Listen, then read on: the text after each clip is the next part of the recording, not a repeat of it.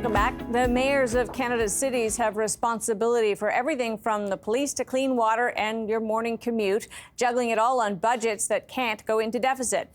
Marianne Meed is the mayor of Burlington and is chair of Ontario's Big City Mayors. Thanks for being with us. Great to be here. So I did want to start with just the sheer complexity of managing all of those different moving parts of a city. If you have to prioritize it from the mayor's office, how do you do that? How do you decide what should be at the top of the agenda for a city? Well, certainly public safety always comes first.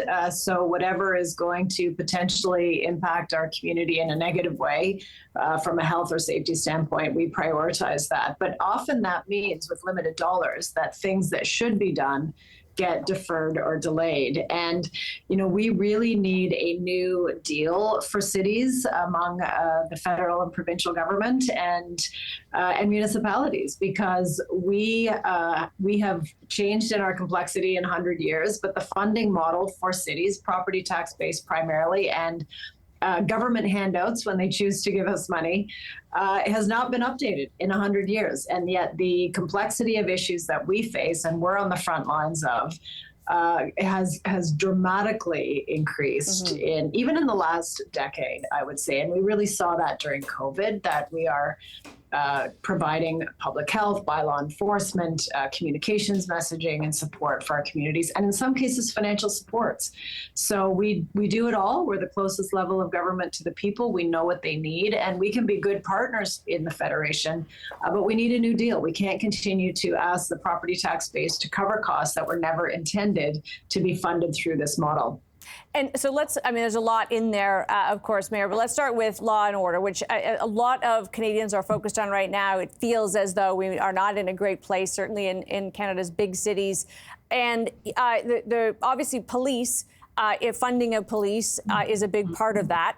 But of course, the court system is another piece of it, whether people can get bail and how quickly and all that. That is not, of course, something that is in the control of the municipal government. How do these things fit together? What do you do when parts of it that make people arguably less safe are just beyond your purview?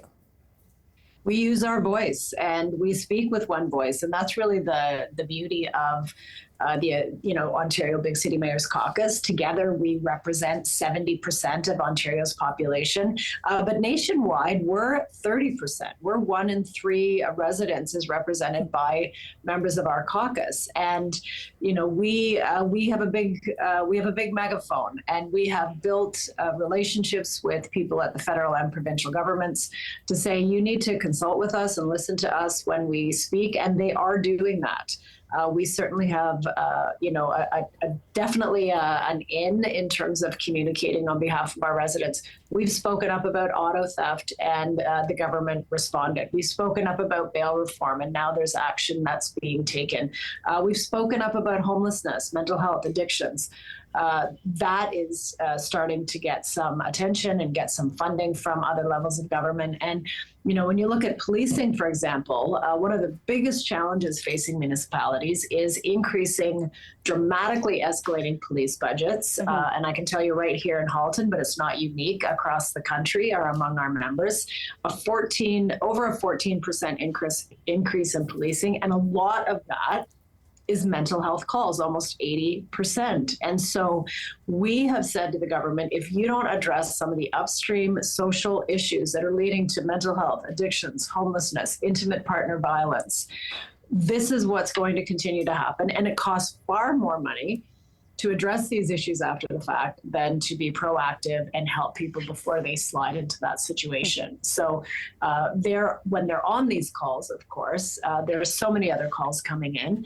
And so we're continually having to staff up to deal with the complexity of issues that our police are facing as well.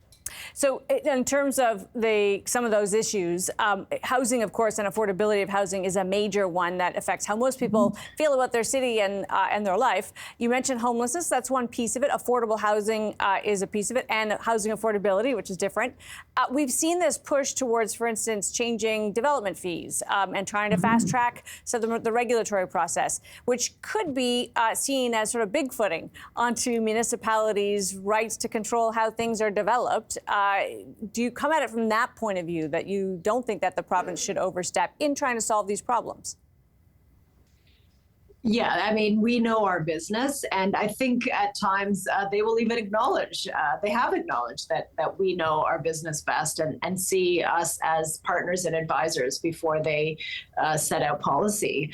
But the narrative has really changed, and I think it's due to that ongoing conversation and using our megaphone. Once upon a time, the narrative was that the only thing standing between a young couple or newcomers and a brand new house is development fees from municipalities and the time it takes to get a permit. And we now know, of course, that there are supply chain issues, there's interest rates, there's the investor market disappearing, inflationary pressures, all of which has cooled the housing market, the private sector market, and now, of course, tariffs. Mm-hmm. So the flip side of that is the recognition, finally, that development charges pay for things that communities need.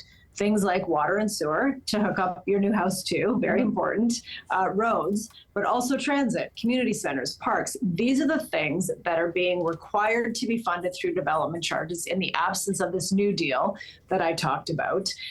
They're not nothing. And these things need to be paid for somehow if there's an interest in cutting development charges. And that message is getting through. So I was with 2,000 elected officials, staff from the municipal sector at the Federation of Canadian Municipalities Conference in Ottawa just a few days ago. Prime Minister Carney spoke to that audience. He mentioned cutting development charges in half, but he said the very important words, "But we will keep you whole." He acknowledged development charges right now are a tool to pay for things. And if that tool, if there's a desire to change that tool, we need another source of funding. And we come back to the New Deal.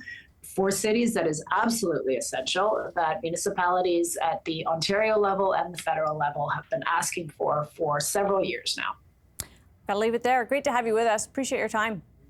Thank you so much. Marianne Meed Ward is the Mayor of Burlington and Chair of Ontario's Big City Mayors.